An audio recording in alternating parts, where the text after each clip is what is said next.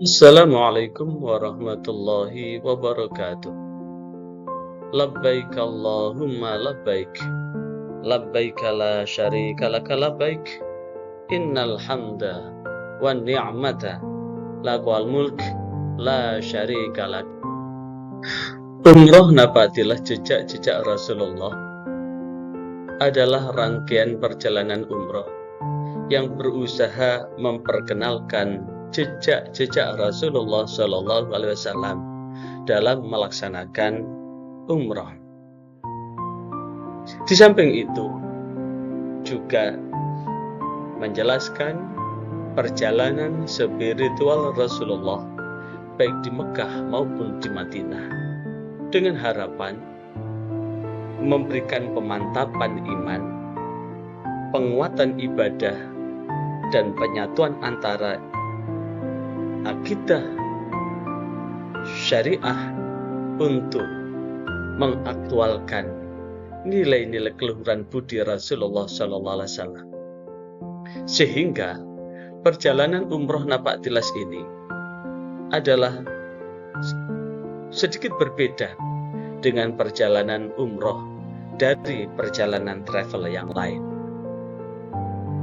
Hikmah di balik ibadah umroh maupun haji, sesungguhnya Allah Subhanahu wa Ta'ala di dalam Al-Quran surah Al-Hajj ayat 27, Allah memerintahkan kepada Nabi Ibrahim alaihissalam, wa'adzim fin nasi bil hajj, dan serukanlah kepada manusia untuk berhaji. Ayat ini jatuh setelah ayat 26, di mana Allah telah memerintahkan kepada Nabi Ibrahim untuk membangun Ka'bah, Baitullah. Selesai Baitullah dibangun, maka Allah memerintahkan kepada manusia untuk dipanggil untuk berziarah. Di dalam tafsir Ibnu Katsir, makna wa'adzim fin nasi bil hajj adalah nadin fin nasi da'iyan. Panggillah kepada manusia dengan panggilan lahum ilal hajj, agar mereka berhaji ila hadal bait, ke rumah ini. Alladzi amaronaka, yang telah aku perintahkan kepadamu Nabi Ibrahim, bibinaihi, dengan membangunnya. Maka apa yang terjadi? Fadzukir annahu qol, kemudian Nabi Ibrahim menjawab, ya Rabb, wahai Tuhan, wa kaifa ablighun nas, bagaimana kami bisa mendatangkan manusia, wa sutilia yang fadhuhum, sementara suaraku tidak akan mampu menjangkau mereka. Maka Allah pun menjawab, nadin wa alainal balag, tugasmu adalah memanggil, selanjutnya sampai adalah urusan saya, kata Allah. Maka faqama ala maqami, maka Nabi Ibrahim berdiri dari tempat berdirinya. Di dalam satu riwayat, dia berdiri di atas batu yang besar. Dalam satu riwayat, wakila ala sofa. Di dalam satu riwayat, Nabi Ibrahim berdiri di atas bukit Sofa. Wakila ala Abi Kubais. Dalam satu riwayat, Nabi Ibrahim berdiri di atas gunung Abi Kubais. Di saat itu, Nabi Ibrahim dengan lantangnya memanggil, ya ayuhan nas, inna rabbakum qad ittakhadha baita fahuju. Wahai manusia, sesungguhnya Tuhanmu telah mengambil rumah ini, maka berhajilah.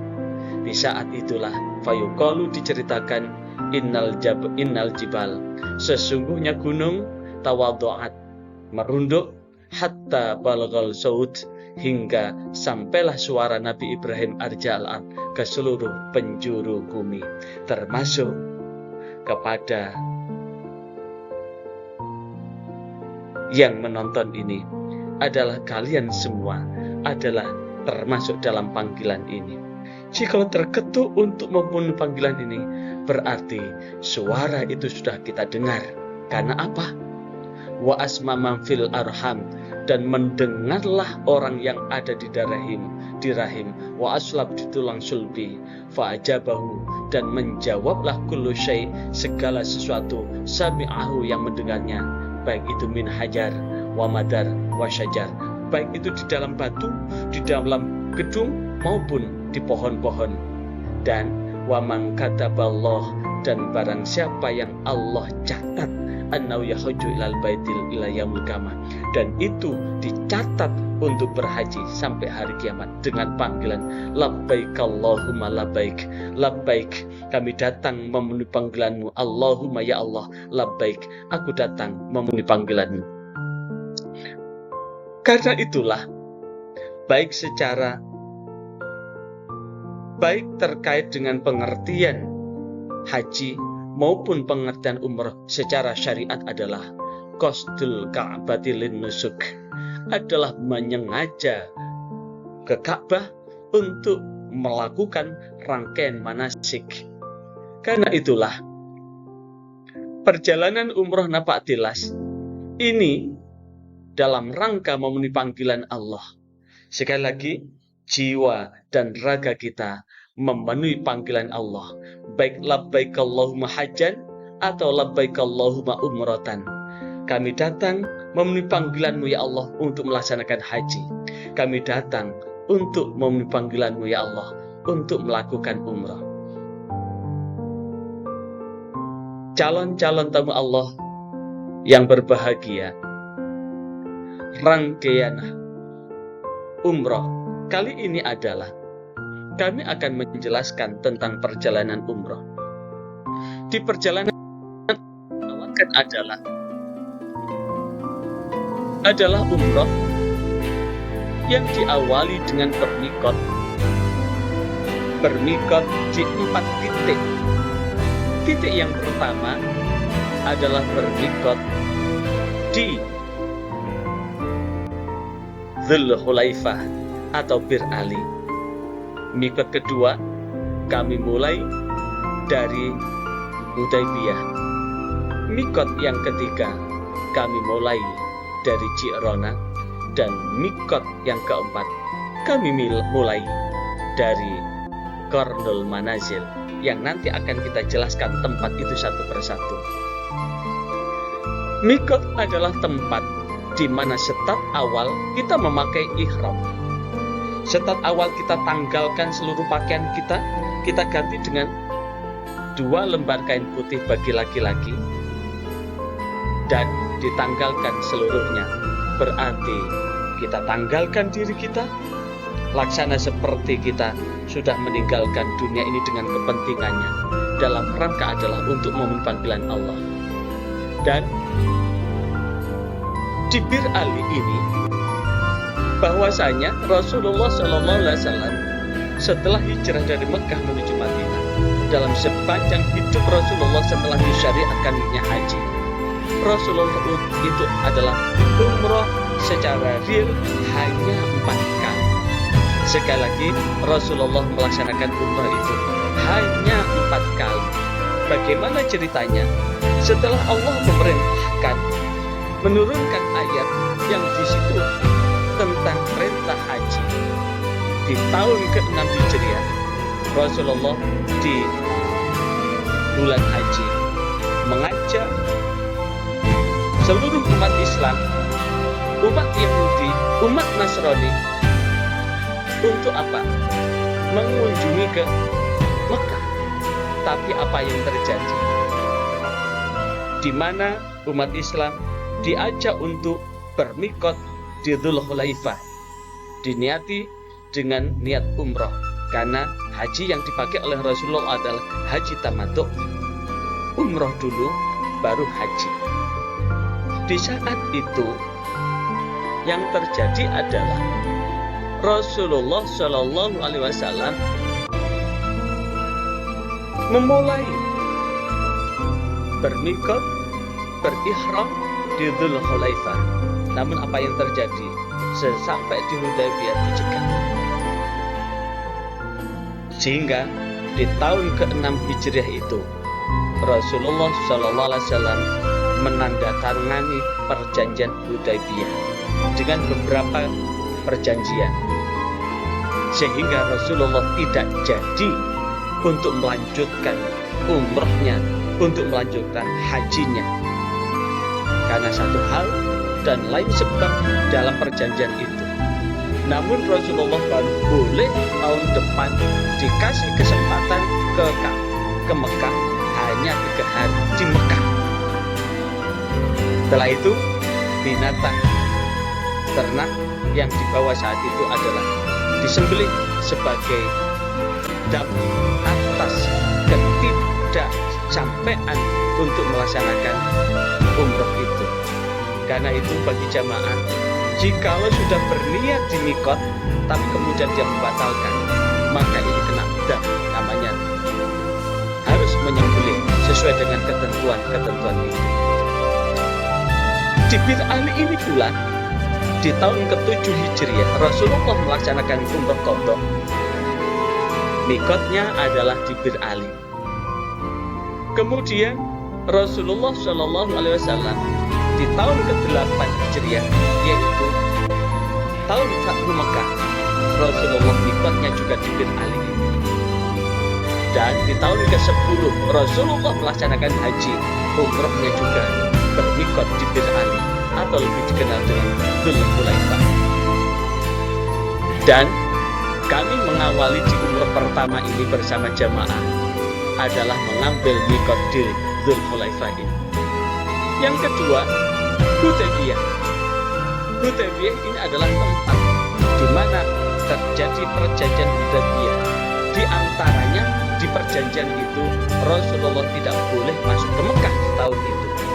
Apabila ada umat Islam yang menyeberang ke orang kafir Quraisy, tidak boleh diambil. Tapi jikalau ada orang Mekah menyeberang ke Madinah, harus dikembalikan. Dan perjanjian ini menurut Umar bin Khattab sangat merugikan umat Islam. Tapi Rasulullah tetap menjadikan bahwa perjanjian itu tetap baik bagi umat Islam, hingga Rasulullah menyembelih binatang kurban itu. Mikot yang ketiga adalah di Ji'rana. Mikot di Ji'rana ini adalah dilalui oleh Rasulullah setelah Fathu Mekah. Di Fathu Mekah itu ternyata di antara penduduk Mekah yang tetap tidak mau bertaslim kepada baginda Muhammad, dia melarikan diri ke Taif, bergabung dengan sekutunya di Taif. Maka dikejarlah sampai ke Taif. Saat pertama Rasulullah kalah, tapi yang kedua Rasulullah menang dan pulang dari Taif. Rasulullah mengambil mikot di Ji'rana. Inilah yang bisa menjadi dasar bahwa kita berangkat dari Indonesia menuju Mekah, kita bisa umroh lebih dari satu, karena Rasulullah sendiri di tahun 8 Hijriah berangkat dari Madinah menuju Mekah, melaksanakan umroh pertama, kemudian mengejar sampai ke Taif, pulang dari Taif, kemudian mampir di Ji'rana, ambil mikot di Ji'rana. Dan yang keempat adalah bermikot di Qarnul Manazil. Qarnul Manazil adalah titik nol Rasulullah Shallallahu Alaihi Wasallam. Sekali lagi, titik nol Rasulullah Shallallahu Alaihi Wasallam ditemui oleh malaikat Jibril bersama 2 penjaga gunung yang ada di Taif. Dan di saat itu Rasulullah sedang berdarah-darah setelah dilimpari orang suruhan orang Taif. Di saat itu Rasulullah hanya satu, yakin bahwa anak cucu mereka kelak akan menjadi pembela Islam. Ketika penjaga gunung itu menawar untuk meluluh lantakkan penduduk Taif, Rasulullah melarang sambil berdoa, Allahumma hdi qaumi fa innahum la ya'lamun. Ya Allah, berilah petunjuk pada kaumku, sesungguhnya mereka tidak tahu. Inilah yang kami tawarkan.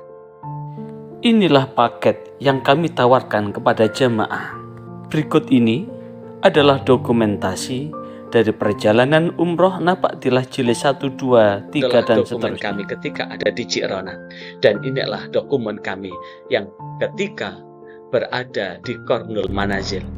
Karena itulah mikot Qarnul Manazil ini adalah bagian yang terakhir sekaligus kita menapaktilas betapa teguhnya hati Rasulullah Shallallahu Alaihi Wasallam ketika habis ditinggal oleh istrinya tercinta, kemudian ditinggal oleh pamannya, dan di saat itu pula Rasulullah mengalami di tahun-tahun kesedihan, sehingga di Sirah Nabawi disebut dengan Amul Husni, tahun kesedihan.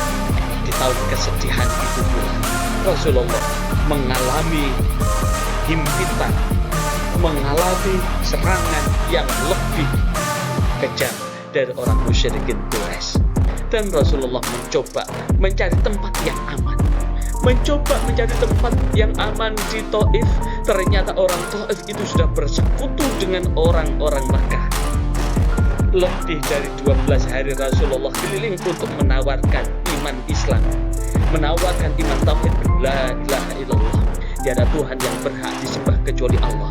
Tapi tidak ada satupun orang yang mau menerima ajaan Rasulullah untuk bertauhid, untuk bertaslim, hingga Rasulullah balik. Saat Rasulullah balik, ternyata orang-orang suruhan dari orang-orang Taif telah siap di sekitar jalan dan melempari Rasulullah Sallallahu Alaihi Wasallam. Anak angkat Rasulullah, Zaid bin Harithah, hendak melindungi, tapi tetap aja batu itu menimpa Rasulullah sampai kena betisnya Rasulullah, dan Rasulullah berdarah-darah. Dan peristiwa itu diabadikan, ada namanya Masjid Qub, Masjid Sikut. Di situ Rasulullah menyunggurkan diri untuk merasakan sakit dan pedihnya itu. Dan di sana juga ada namanya Masjid Adas. Di Masjid Adas itu juga Rasulullah bertemu dengan seorang pemuda Nasrani, berdialog, yang akhirnya Adas inilah yang kemudian bersyahadat, mengakui bahwa Nabi Muhammad adalah utusan Allah dan tiada Tuhan yang berhak disembah kecuali Allah. Dan itulah yang kemudian Rasulullah memantapkan bahwa tetap melanjutkan dakwah. Dan disitulah di Qarnul Manazil ini Rasulullah ditemui oleh malaikat Jibril, dan di saat itu Rasulullah menolak apa yang ditawarkan oleh malaikat Jibril dengan berdoa, Allahumma hdi qaumi fa innahum la ya'lamun. Ya Allah, berilah petunjuk, berilah hidayah kaumku, sesungguhnya mereka tidak tahu. Inilah yang kemudian yang Rasulullah Shallallahu Alaihi Wasallam dengan harapan supaya kita menjadi umat Rasulullah baik di dunia maupun di akhirat. Juga 1, 2, 3, oke.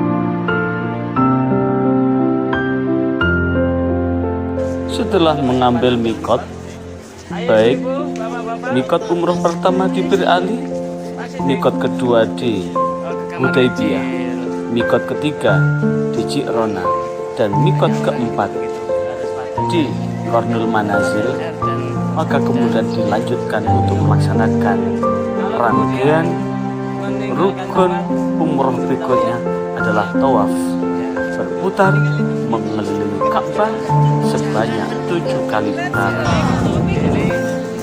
Kita senantiasa kembangkan itu, senantiasa berusaha ikhlas menjalani hidup ini dan bersabar ketika menghadapi apapun ujian yang ada. Setelah kita ambil mikot di 4 titik itu, kita lanjutkan, kita sempurnakan bertawaf mengelilingi Ka'bah sebanyak 7 putaran. Sekali lagi, mengelilingi Ka'bah sebanyak 7 putaran. Ini pun jamaah akan kita bimbing bersama-sama untuk bertawaf ini. Dalam rangka apa? Karena tawaf ini adalah bagian dari instrumen kehidupan. Instrumen kehidupan terus bergerak. Hidup ini terus bergerak. Hidup ini seperti roda berputar. Ada kalanya ada di atas, ada kalanya di samping, ada kalanya kita di bawah. Hidup terus berputar. Inna ma'al usri yusra. Di dalam kesulitan pasti ada kemudahan. Di dalam kebahagiaan ada kedukaan. Di balik kedukaan ada kebahagiaan. Terus berputar. Jalani hidup ini dengan ikhlas dan sabar. Berputar. Ambil nilai hikmah dari hidup berputar ini. 7 kali berputar di dalam tawaf ini. Setelah selesai, sebelum kita sa'i, kita berdoa di Multazam, kita sholat di belakang di makam Ibrahim, dan kita berdoa dan kita ambil nilai-nilai spirit dari perjalanan ini. Setelah selesai munajat di sini, kita lanjut untuk sa'i.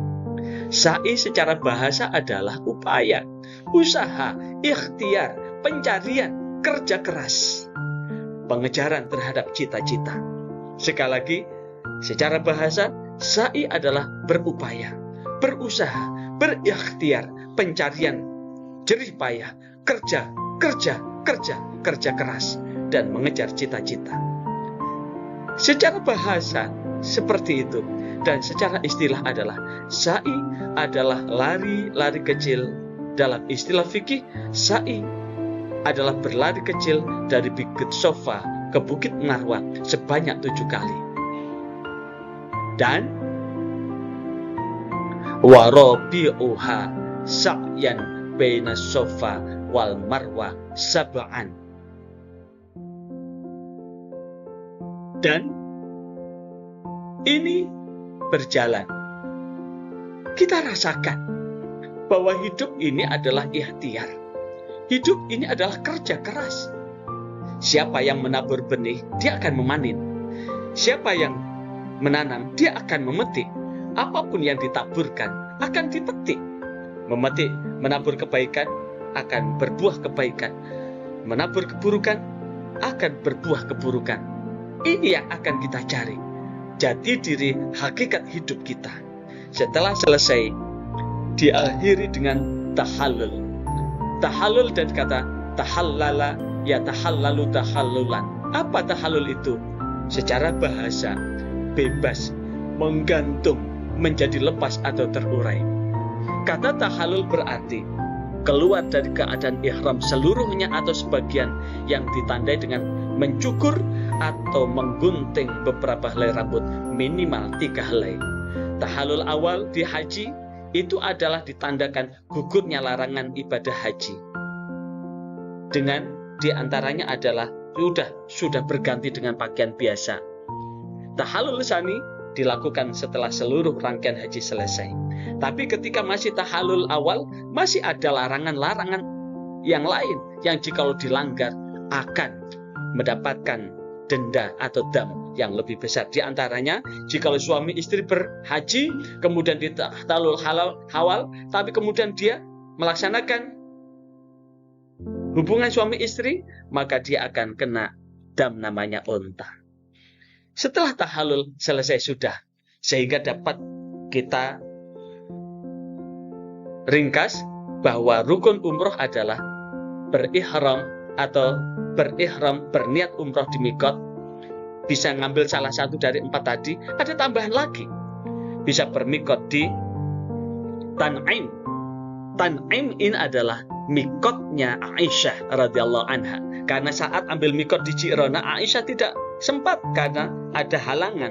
Setelah selesai, maka diantar untuk ambil mikot di Tan'im. Makanya masjid yang ada di Tan'im disebut dengan Masjid Aisyah. Setelah bermikot, dilanjutkan tawaf. Setelah selesai tawaf, sa'i. Dan yang keempat adalah tahallul. Dan yang kelima adalah tertib. Dengan demikian, tertib secara berurutan ini adalah bagian dari rukun umroh kita. Ini selain kita memberikan pengalaman ini, jamaah akan kita kenalkan tempat-tempat penting. Saat Rasulullah tiba di Madinah, Rasulullah disambut dengan tolak al-badru oleh sahabat Ansor. Kita akan di sana, kita akan kunjungi titik nol Rasulullah selama 4 hari ada di situ sebelum masuk ke Mekah. Sambil di situ Rasulullah membangun Masjid Quba, dan Masjid Quba ini diabadikan di dalam Al-Quran, la masjidun ussisa ala taqwa. Sungguh ini adalah masjid yang dijadikan dasar untuk memperkuat ketakwaan. Dan kita juga ada beberapa titik di mana Rasulullah menemukan titik-titik spiritual, termasuk Rasulullah berwasiat untuk dimandikan dengan sumur yang ada di Bi'rul Ghorish. Kita juga ada di hutan kurma, yang di situ sahabat naik kurma, kemudian melihat Rasulullah dari kejauhan dan kemudian memberi kabar, kemudian disambut dengan tala'al badru alaina min saniyatil wada' wajaba syukru alaina mada'a lillahi da. Di situ kita akan mencoba mengambil. Begitu pula kita saat di Mekah pun akan mencari tempat titik di mana Rasulullah, rumah Khadijah, di mana Rasulullah membangun keluarga yang sakinah mawaddah warahmah. Kita juga akan mengambil nilai positif, energi positif di tempat lahir Rasulullah SAW. Kita akan mengambil nilai positif di situs rumah Al-Arqam bin Abil Arqam di sana. Selama 2 tahun Rasulullah dakwah sembunyi-sembunyi di rumah Al-Arqam bin Abil Arqam di dekat dengan Bukit Sofa. Ini penjelasan kami dengan harapan mudah-mudahan terketuk pada Anda yang menonton untuk melihat tayangan ini dengan harapan, yuk saya merencanakan menawarkan ini bisa di tanggal 16 Desember 2023 ini. Sekali lagi saya tawarkan di liburan sekolah anak-anak kita, liburan semester anak-anak kita, liburan kuliah anak-anak kita, liburan guru untuk mengajar, liburan dosen untuk mengajar. Yuk kita mengambil nilai spiritual dari umroh, jejak-jejak Rasulullah sallallahu alaihi wasallam. Labbaik Allahumma labbaik, labbaik la syarika lak labbaik, innal hamda wan ni'mata lak wal mulk la syarika lak. Wassalamualaikum warahmatullahi wabarakatuh.